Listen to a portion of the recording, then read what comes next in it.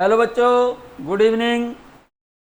चलो बच्चों, नीट निर्माण का 11th डे है आज वेक्टर एनालिसिस पहले डिस्कस कर चुका था बच्चों। उसमें मैंने एडिशन ऑफ टू वेक्टर्स बढ़ाया था। अब मैं बात कर रहा हूँ क्या बेटा, एडिशन और सब्ट्रैक्शन में डिस्कस कर चुका हूँ, ठीक है ना। अब वहाँ से आगे की बात करते हैं बच्चों, ठीक है ना। चलिएगा, ये क्वेश्चन मैं करा चुका हूँ आपको। एक छोटा सा क्वेश्चन है यहाँ पर, एग्जाम्पल नंबर 8, एग्जाम्पल 7 तक मैं करा चुका हूँ बच्चों। ये एग्जाम्पल मैं पहले डिस्कस करा चुका हूँ। एक एग्जाम्पल और देखें।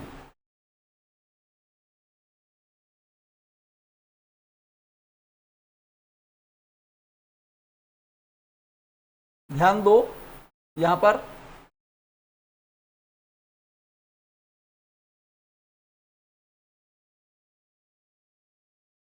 जैसे किसी ऑब्जेक्ट की वेलोसिटी 8 मीटर पर सेकंड उत्तर की ओर है और कुछ समय बाद उसकी 6 मीटर पर सेकंड स्पीड हो गई पश्चिम की ओर। तो क्वेश्चन में ये पूछ रहा है उस वस्तु के वेग में परिवर्तन क्या होगा। वेग में परिवर्तन कह रहा है, परिवर्तन, वेग में परिवर्तन, चेंज जब निकाला जाता है तो हमेशा फाइनल वेलोसिटी में से इनिशियल को घटाया जाता है। इनिशियल को चेंज जब भी निकालेंगे फाइनल माइनस इनिशियल करते हैं। तो यहाँ पर फाइनल कौन सी है, फाइनल इसको कहेंगे बच्चों V2 को, इसमें से लिखेंगे V2 माइनस V1, और इसको कैसे लिखा जाएगा, V2 प्लस माइनस V1, क्योंकि कभी भी किसी वेक्टर में से वेक्टर को सब्ट्रैक्ट नहीं कर सकते हम। हमेशा वेक्टर की डायरेक्शन को पहले अपोजिट कर लो, उसको ऐड कर लो जो भी वेक्टर दिया है उसमें। अब क्योंकि यहाँ पर वेग परिवर्तन निकालना है, वेग परिवर्तन जब निकालेंगे तो अंतिम वेग में से प्रारंभिक वेग को घटाएंगे। प्रारंभिक वेग दे रखा है उसने 8 मीटर पर सेकंड उत्तर की ओर, और अंतिम वेग दे रखा है उसने 6 मीटर पर सेकंड पश्चिम की ओर। वेग में परिवर्तन निकालना है तो अंतिम वेग में से प्रारंभिक वेग को घटा देना। अब डायरेक्शन बनाओ पहले, ये तो पूरा, ये पश्चिम, ये उत्तर, ये दक्षिण। ये V1 किधर दे रखा है, उत्तर में दे रखा है V1, ये V1 है। V2 किधर दे रखा है, पश्चिम में, V2 ये रहा पश्चिम में, ये V2 है। तो V2 में से V1 को सब्ट्रैक्ट करना है तो पहले हमको क्या ड्रॉ करना पड़ेगा, V2 किधर है, V2 किधर है, पश्चिम की ओर। V2 तो लगाना दिया पश्चिम की ओर। कितनी वैल्यू है, 6 मीटर पर सेकंड। तो एक स्केल मान लेना, 1 मीटर पर सेकंड को 1 सेंटीमीटर मान लेना, तो 6 सेंटीमीटर लंबी एक लाइन खींच देना, किधर, यहां से पश्चिम की ओर, ठीक है। अब इसको डॉट डॉट से आगे बढ़ाओ। V1 किधर दे रखा है, उत्तर की ओर, लेकिन V1 उत्तर नहीं चाहिए क्योंकि मुझे माइनस V1 चाहिए। तो V1 उत्तर को है तो इसकी डायरेक्शन, ये तो V1 है, अब इसकी डायरेक्शन को उल्टा कर लो, ये आ जाएगा माइनस V1, ये रिजल्टेंट आएगा डेल्टा V, ये निकल कर आएगा V2 माइनस V1। अब इसकी डायरेक्शन देखो, ये डायरेक्शन कौन सी है, यहां से ये तो पूरा, इधर तो पूरब है, इधर पश्चिम है, इधर उत्तर है, इधर दक्षिण है। यहां पर ये वेग निकल रहा है, वेग में परिवर्तन निकल रहा है, ये वाला वेग में परिवर्तन की दिशा निकालनी है तो ये एंगल निकाल लेना। तो वेग में परिवर्तन ये कौन सा था, V2 है। V2 की वैल्यू कितनी है, 6, ठीक है। ये एंगल कितना है, 90।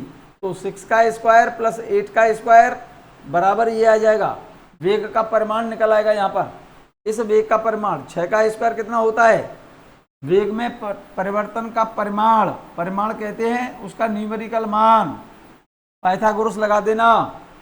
इसके परिमाण का स्क्वायर, V2 का परिमाण कितना है, 6 का स्क्वायर 36, प्लस माइनस V1 का परिमाण वही होगा जो V1 का है, v1 का कितना है 8, 8 का स्क्वायर 64 होता है, 64 प्लस 36 100 का वर्गमूल लेंगे तो कितना आ जाएगा 10 मीटर प्रति सेकंड वेग में परिवर्तन निकल आया।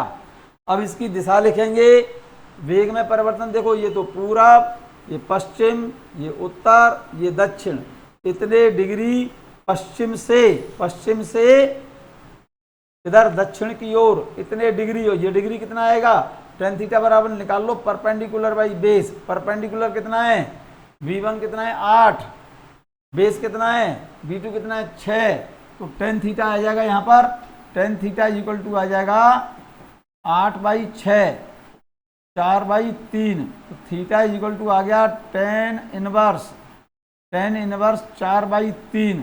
तो किधर आ रहा है ये पश्चिम से इतने डिग्री इधर दक्षिण की ओर, ये आंसर हो गया। क्लियर है, ये मैंने यहां कर दिया है, देखो चेक करो। वेग में परिवर्तन अंतिम में से प्रारंभिक को घटा लेना। पहले v2 को खींच लो, v2 किधर है पश्चिम की ओर, v1 किधर था उत्तर की ओर, इसकी दिशा बदल दो तो पलट दो डायरेक्शन, ये रिजल्टेंट वेग आ गया वेग में परिवर्तन जिसको बोला है डेल्टा v बराबर v2 माइनस v1। ठीक है, इसका परिमाण निकालेंगे तो v2 के परिमाण का स्क्वायर माइनस v1 का परिमाण का स्क्वायर, तो v1 का परिमाण कितना है 8, यहाँ लिखा हुआ ये रहा 8 का स्क्वायर प्लस 6 का स्क्वायर, ये 8 का स्क्वायर 64, ये 36, रूट 100 का रूट लेंगे 10 मीटर प्रति सेकंड। आंसर आ गया आपका, मैग्नीट्यूड आया वेग में परिवर्तन का, और दिशा आ गई tan थीटा बराबर क्या हो गया इस वाले ट्रायंगल में tan थीटा बराबर हो गया लंब बटे आधार। लंब कितना है 8, आधार कितना है 6, माइनस v1 का परिमाण 8 था बच्चों, माइनस v1 का परिमाण, इसका परिमाण 8 था और इसका परिमाण 6 है। tan थीटा निकालेंगे तो लंब बटे आधार, tan थीटा बराबर v1 का परिमाण 8, v2 का परिमाण 6। यहाँ पर देख लो ये लिख रहा है tan theta equal to 8/6 4/3, theta equal to tan inverse 4/3 पश्चिम से दक्षिण की ओर। भाई v1 को घटाया है ना, तो v1 की जो डायरेक्शन थी ना उसको उल्टा कर लेना, v1 की डायरेक्शन उत्तर है, उत्तर को क्या कर लो उत्तर को दक्षिण कर लो, तो उत्तर आएगा पश्चिम से इतने डिग्री पश्चिम से दक्षिण की ओर।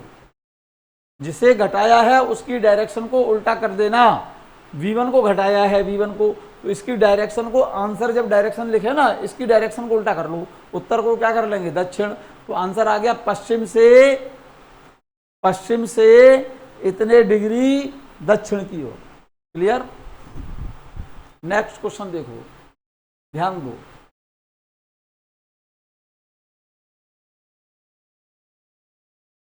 क्वेश्चन लिख लेना, दिखाई दे रहा होगा। एक मनुष्य 4 किलोमीटर प्रति घंटे की चाल से, मैं बोलता जा रहा हूं समझ लो, एक मनुष्य 4 किलोमीटर प्रति घंटे की चाल से पूरब की ओर जा रहा है तथा बरसात 3 किलोमीटर प्रति घंटे की चाल से ऊर्ध्व नीचे की ओर आ रही है।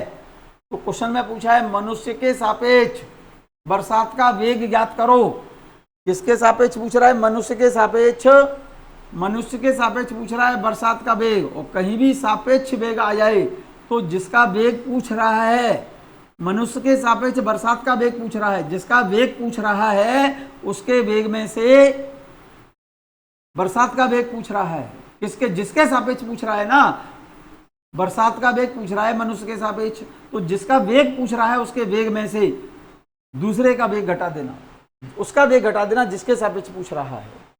तो मनुष्य की चाल दे रखी है 4 किलोमीटर प्रति घंटा पूरब की ओर, तो मनुष्य तो चल रहा है 4 किलोमीटर प्रति घंटे की चाल से पूरब की ओर, और बरसात आ रही है ऊर्ध्वाधर नीचे की ओर 3 किलोमीटर प्रति घंटे की चाल से। अब बरसात का वेग निकालना है मनुष्य के सापेक्ष, तो बरसात के वेग में से इस वाले वेग को घटा लो। बरसात का वेग किधर है? ऊर्ध्वाधर नीचे की ओर। बरसात तो आ रही है इधर, मनुष्य जा रहा है पूरब की ओर इधर, बरसात के वेग में से मनुष्य जा रहा है पूर्व की ओर, तो बरसात के वेग में से मनुष्य का वेग घटाना है, तो मनुष्य के वेग की डायरेक्शन पलट देना। ये तो आ गया, ये तो आ गई है रेन, ये तो बरसात आ रही है, बरसात तो ऊर्ध्वाधर नीचे आ रही है, और मनुष्य जा रहा है पूर्व को, ये मनुष्य जा रहा है। बरसात के वेग में से मनुष्य का वेग घटाना है, तो बरसात का वेग पहले खींच लिया, मनुष्य के वेग को घटाना है तो मनुष्य का वेग ड्रॉ कर लेना, उसकी डायरेक्शन को पलट लेना। तो बरसात का वेग तो दिया है 3 किलोमीटर प्रति घंटा, 3 किलोमीटर प्रति घंटा। मनुष्य की चाल दे रखी है उसने 4 किलोमीटर प्रति घंटा, ये इधर डायरेक्शन आ गई, ये रिजल्टेंट आ गया। ये वेलोसिटी आएगी बरसात की, किसके सापेक्ष? मनुष्य के सापेक्ष। ऊर्ध्वाधर से इतने डिग्री, इधर ऊर्ध्व से इतने डिग्री पश्चिम की ओर। बरसात का तो 3 है, मनुष्य का कितना था? 4, -4 करेंगे तो डायरेक्शन पलटने पर मैग्नीट्यूड माइनस नहीं होता। ये तो 3 और ये 4, पाइथागोरस लगाएंगे तो इसका स्क्वायर प्लस इसका स्क्वायर, 3 का स्क्वायर 9, 4 का स्क्वायर 16, 16 और 9 25 का रूट लेंगे तो ये वैल्यू आ जाएगी 5 किलोमीटर प्रति घंटा, और इसकी डायरेक्शन आ जाएगी, बरसात का वेग मनुष्य के सापेक्ष कितने डिग्री? लंब बटे आधार, लंब कितना है? 4 है, आधार कितना है? 3, तो tan थीटा आएगा यहाँ पर 4/3, थीटा इक्वल टू आएगा tan इनवर्स 4/3। आंसर आ जाएगा आपका कितने डिग्री? tan इनवर्स 4/3 डिग्री, ऊर्ध्वाधर से किधर? पश्चिम की ओर। क्लियर? ये बात मैंने देखो यहां लिखी हुई है। बरसात के वेग में से मनुष्य का वेग घटाया है, बरसात ऊर्ध्वाधर नीचे आ रही है, मनुष्य पूर्व की तरफ जा रहा, तो इसकी डायरेक्शन को मैंने उल्टा कर दिया। v2 मैंने इसको भी, बरसात का वेग मैंने v1 माना है, बरसात का वेग v2 माना है, मनुष्य का वेग v1 माना है। बोलो, v1 को v2 में से v1 घटाना है, डायरेक्शन को पलट करके v1 की डायरेक्शन को पलट दो, v1 इधर है, डायरेक्शन पलट देंगे तो -v1 इधर आ जाएगा। ठीक है? इसका परिमाण दे रखा है 3 और इसका दे रखा है 4, 3 का स्क्वायर प्लस 4 का स्क्वायर बराबर ये आ जाएगा। ठीक है? रूट 25, 5 किलोमीटर प्रति घंटा, ऊर्ध्वाधर से पश्चिम की ओर। ठीक है? नेक्स्ट क्वेश्चन देखो बच्चों, एक बहुत इंपॉर्टेंट सा क्वेश्चन है।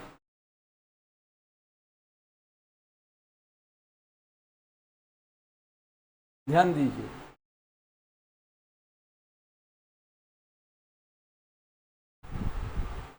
बहुत इंपॉर्टेंट सा क्वेश्चन है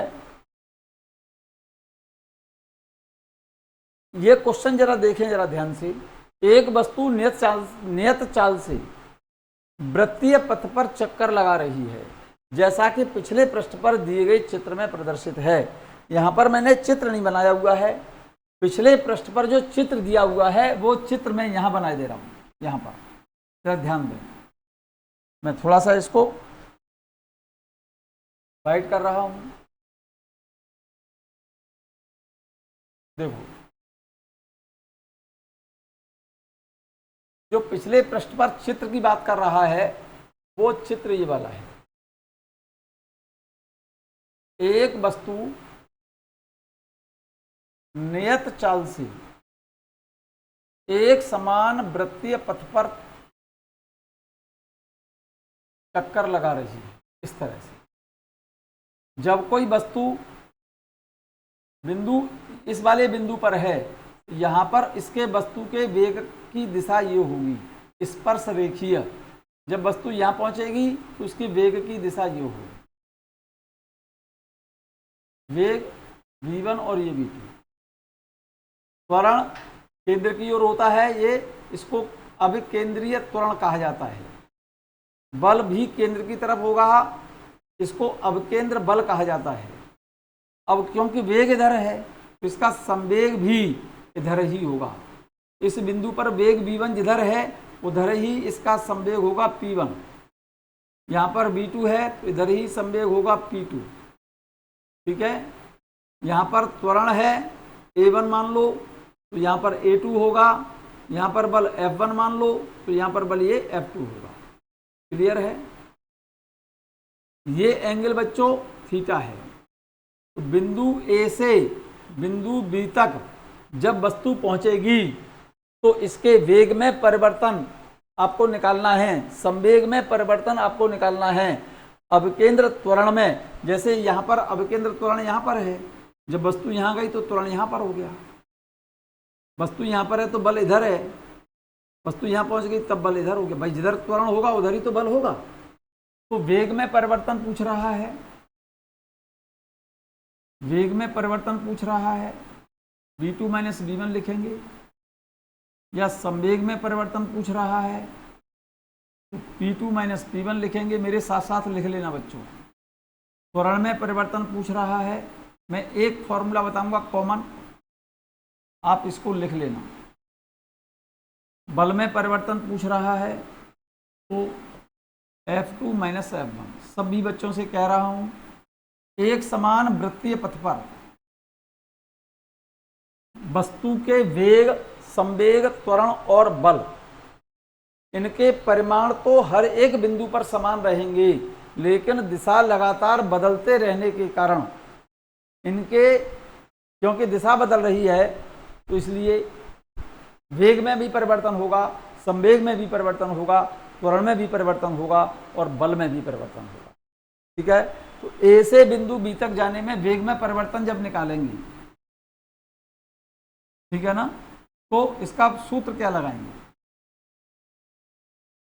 v1 के परिमाण का स्क्वायर प्लस v2 के परिमाण का square minus 2 v1 v2 cos of दोनों के बीच का एंगल। ठीक है ना? अब क्योंकि यहां पर परिमाण हर जगह पर v1 का परिमाण, v2 का परिमाण, माइनस v2 का परिमाण, माइनस v1 का परिमाण, p1 p2 f1 f2 a1 a2, हर जगह पर इनके परिमाण तो समान रहेंगे, क्योंकि एक समान वृत्तीय गति में वेग, संवेग, त्वरण और बल, इनके परिमाण समान रहते हैं, लेकिन इनकी दिशा लगातार बदलते रहने के कारण क्या बेटा, वेग में, संवेग में, त्वरण में और बल में परिवर्तन होगा। ठीक है? परिवर्तन के सूत्र को यहां पर लगाया है मैंने। मान लो v1 का परिमाण, v2 का परिमाण, माइनस v1 का परिमाण, सभी का परिमाण यहां पर v है तो v है, अरे वेलोसिटी लिखी है तो उसका परिमाण v लिख दिया है। तो डेल्टा v का सूत्र क्या बन जाएगा? यहां से रूट v1 का परिमाण v, v2 का परिमाण v minus 2v into v cos theta. Check करो, v स्क्वायर और v स्क्वायर क्या बन गया? 2v स्क्वायर और 2v स्क्वायर यहां से कॉमन ले लिया मैंने, ब्रैकेट में 1 माइनस कॉस थीटा आ गया। ठीक है? अब यहां पर ध्यान दो, रूट 2v स्क्वायर, यहां पर कॉस थीटा की जगह पर लिख रहा हूं मैं, कॉस थीटा की जगह पर लिख रहा हूं बच्चों 1 minus 2 sine square theta by 2। Check कर लो, ये फॉर्मूला मैंने कॉस थीटा की जगह पर लिखा है। ठीक है? ये माइनस अंदर जाएगा तो 1 तो कैंसिल हो जाएगा, ये प्लस हो जाएगा, तो ब्रैकेट के अंदर क्या आ गया? चेक करो, 2v स्क्वायर और 2 यहां पर 4v square sine square theta by 2। Root लेंगे इसका, अगर इसका रूट लेते हैं तो क्या आएगा?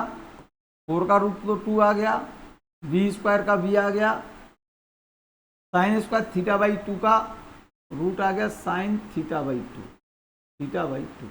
क्लियर? तो वेग में परिवर्तन का सूत्र आ गया एक तरह से common, 2v sine theta by 2।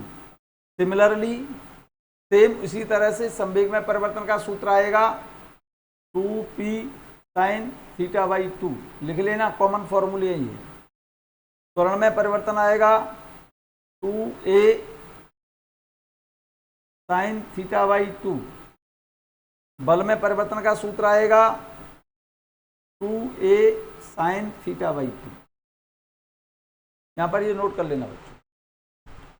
मैंने वेग में परिवर्तन का सूत्र निकालना मैंने बता दिया। कॉमन फॉर्मूला आ गया, जब कोई वस्तु एक समान वृत्तीय पथ पर गति कर रही हो तो उसके वेग परिवर्तन में वेग परिवर्तन का परिमाण का सूत्र आ गया है 2v sin थीटा बाई 2। तो इसको मैंने यहाँ लिख दिया, वेग में परिवर्तन का परिमाण, संवेग में परिवर्तन का परिमाण है ये त्वरण में, और ये बल में परिवर्तन के परिमाण के 4 सूत्र लिखे हैं। वेग में परिवर्तन, संवेग में परिवर्तन, त्वरण में परिवर्तन और बल में परिवर्तन। यहाँ तक क्लियर है? यहाँ तक क्लियर है बच्चों? अब मैं एक काम कर रहा हूं बच्चों, फॉर एग्जाम्पल जैसे क्वेश्चन आपको दे दिया,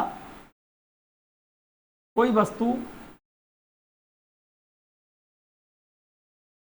एक समान वृत्तीय पथ पर चक्कर लगाते हुए चौथाई परिक्रमा करे। एक चौथाई चक्कर में वेग में परिवर्तन पूछा है, संवेग में परिवर्तन पूछेगा तुमसे, त्वरण में परिवर्तन पूछेगा और बल में परिवर्तन पूछेगा। ये क्वेश्चन प्रॉब्लम है और 1/4 रोटेशन और 1/4 एक चौथाई चक्कर, ऐसे मत लिखो, एक चौथाई चक्कर लिखो अपनी भाषा में। क्या बेटा?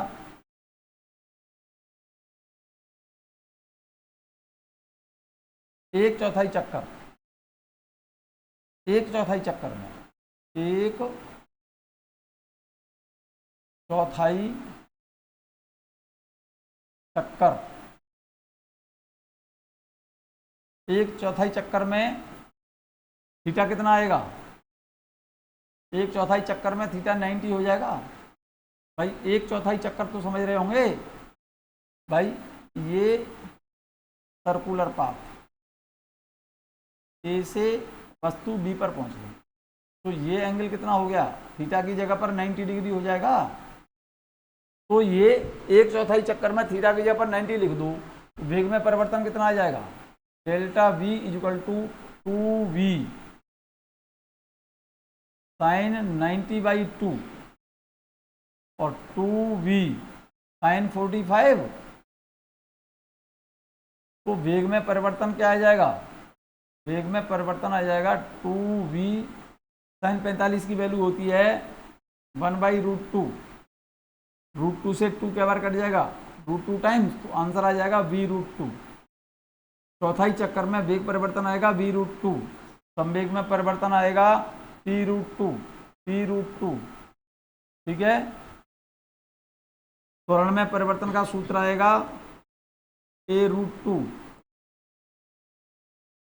बल में परिवर्तन आएगा f√2। क्लियर?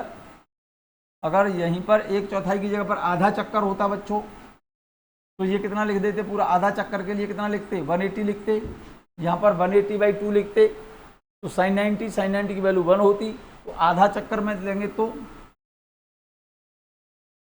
आधा चक्कर लें, वृत्त का आधा चक्कर लेंगे तो थीटा कितना लेंगे? 180 डिग्री लेंगे बच्चों। 180 की बाई 2 तो क्या आ जाएगा? वेग में परिवर्तन। यहाँ पर 180/2 लिखेंगे तो साइन 90 आ जाएगा। साइन 90 की वैल्यू 1 होती है तो वेग में परिवर्तन आएगा आधे चक्कर में 2v, संवेग में परिवर्तन 2p, त्वरण में परिवर्तन 2a, बल में परिवर्तन 2f। क्लियर?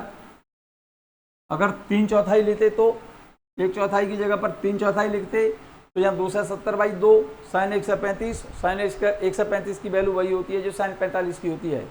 तो चौथाई चक्कर में वेग परिवर्तन वही होगा जो चौथाई चक्कर में है, पहले लिख चुका हूँ। वेग परिवर्तन चौथाई चक्कर में, 3/4 चक्कर में वेग परिवर्तन, संवेग परिवर्तन, त्वरण परिवर्तन और बल परिवर्तन समान आएगा। अगर पूरा एक चक्कर लेते बच्चों तो एंगल आता कितना? 360 डिग्री। 360/2 साइन 180 और साइन 180 की वैल्यू होती है 0। तो पूरे एक चक्कर में वेग में परिवर्तन 0, संवेग में परिवर्तन 0, त्वरण में परिवर्तन 0, बल में परिवर्तन 0। क्योंकि जहाँ से वस्तु चल रही है एक चक्कर में वो वहीं पर आ जाएगी। तो न तो वेग में परिवर्तन होगा, न संवेग में परिवर्तन होगा, न त्वरण में परिवर्तन होगा, न ही बल में परिवर्तन होगा। ये ठीक से समझ ले, मैंने कॉमन फॉर्मूला बता दिया बच्चों आपको। यहां तक आप इसको नोट कर लें, बहुत काम की चीज है बच्चों, ये ध्यान रखना, ठीक है। तो ये जरा चेक कर लें, मैंने चित्र बना दिया था, ये मैंने 1/4 चक्कर में, आधे चक्कर में, 3/4 चक्कर में और पूरे 1 चक्कर में, और थीटा रिवॉल्यूशन थीटा कोण पर होता, तो कॉमन फॉर्मूला मैंने लिखा हुआ है, ये रहा, ठीक है। कॉमन फॉर्मूला मैंने निकाल दिया है, मैंने निकाल के दिखाया था आपको, ठीक है ना। या तो इसमें लगा दो, क्योंकि ये वाला फॉर्मूला जो कॉमन है ना, ये फॉर्मूला और ये फॉर्मूला 2v sin θ/2 एक ही बात है। ये फॉर्मूला 2p sin θ/2 ही है। ये फॉर्मूला 2a sin θ/2 अभी जो बताया था मैंने, ये फॉर्मूला 2f sin θ/2 है, 2 है। क्लियर है। अगर एंगल 60 डिग्री है, sin 60/2 sin 60/2 sin 30 आ जाएगा, sin 30 की वैल्यू 1/2, 2 से 2 कट जाएगा, तो वेग में परिवर्तन 60 डिग्री पर v होगा, ये निकला है। बल में परिवर्तन F होगा, त्वरण में परिवर्तन A होगा, संवेग में परिवर्तन P होगा। क्लियर। चलते हैं बच्चों आगे, यहाँ तक क्लियर है। तो ये कॉमन फॉर्मूले थे बच्चों, इनको ध्यान रखेंगे आप। यहाँ से बच्चों नेक्स्ट पीरियड में मैं आपको वेक्टर के कंपोनेंट्स बताऊंगा, 2 दिशाओं में, x कंपोनेंट और y कंपोनेंट, ठीक है ना।